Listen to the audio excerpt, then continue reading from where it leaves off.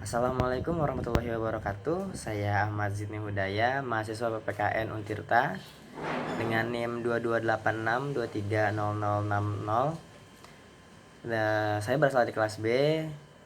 Video ini dibuat untuk memenuhi mata kuliah kurikulum dan pembelajaran dengan tugas menganalisis dari model pembelajaran model Tyler.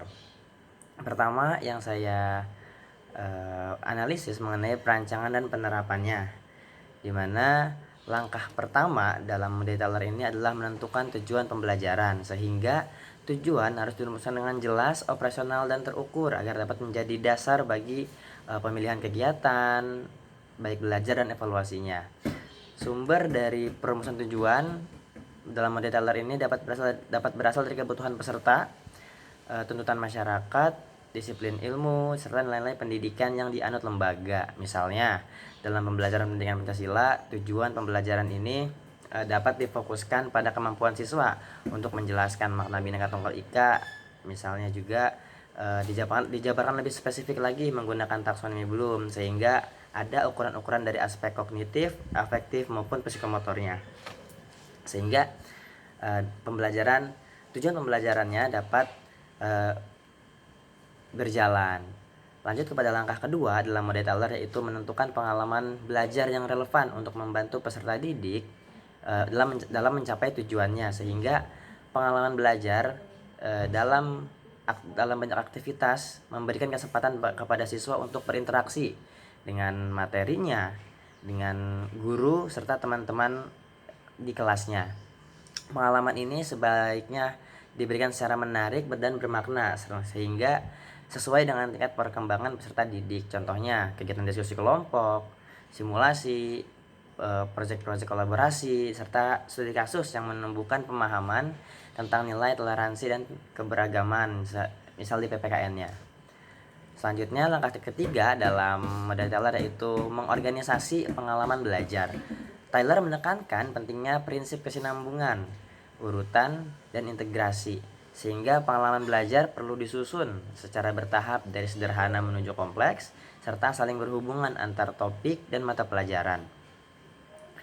Di sini juga peserta didik dapat membangun pemahaman yang lebih mendalam dan komprehensif terhadap konsep yang dipelajari, seperti tentang toleransi di PPKN ya, diawali dari pemahaman konsep, kemudian dikembangkan melalui kegiatan proyek lintas mata pelajaran yang mendorong penerapan nilai-nilai toleransi dalam kehidupan nyata, seperti itu. Dan langkah keempat dalam model Tyler ini atau langkah terakhirnya yaitu melakukan sebuah evaluasi pembelajaran. Evaluasi berfungsi untuk menilai sejauh mana tujuan pembelajaran telah tercapai. Tyler menekankan evaluasi yang berbasis tujuan atau objective based evaluation, di mana setiap instrumen disusun berdasarkan indikator-indikator pencapaian yang telah ditetapkan.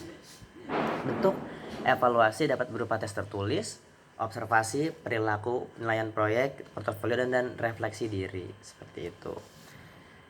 Selanjutnya, mengenai model pembelajaran Tyler ini, saya mengevaluasi baik dari segi kekuatan dan kelemahannya, sehingga model Tyler memiliki sejumlah kekuatan yang menjadikannya relevan dalam dunia pendidikan. Pertama, model ini terstruktur dan sistematis, sehingga memudahkan guru dalam merancang dan mengimplementasikan pembelajaran. Yang kedua, model ini berorientasi pada tujuan yang membuat pembelajaran memiliki arah yang jelas dan terukur. Selain itu, model ini juga bersifat fleksibel dan dapat diterapkan di berbagai jenjang pendidikan dan bidang studi. Namun demikian ya, model Tyler juga memiliki kelemahan. Model ini cenderung terlalu fokus pada tujuan yang terukurnya, sehingga aspek proses, nilai, dan kreativitas siswa ini seringkali kurang diperhatikan. Selain itu, model ini juga kurang memperhatikan dinamika dan konteks pembelajaran yang dapat berubah sesuai kondisi siswa dan atau lingkungannya. Sehingga pendekatan yang bersifat top down ini menjadikan guru sebagai perancang utama dan partisipasi siswa dalam menentukan arah pembelajaran itu masih terbatas.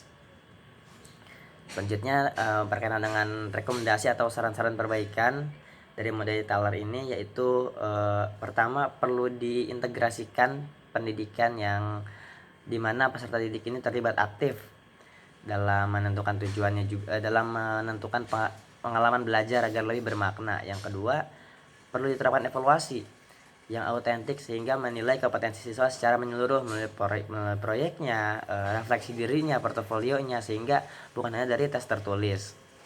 Yang ketiga, seorang guru dalam menerapkan model pembelajaran Tyler ini perlu diberikan ruang fleksibilitas untuk menyesuaikan pengalaman belajar dan konteks sosial dan karakter kepada peserta didik.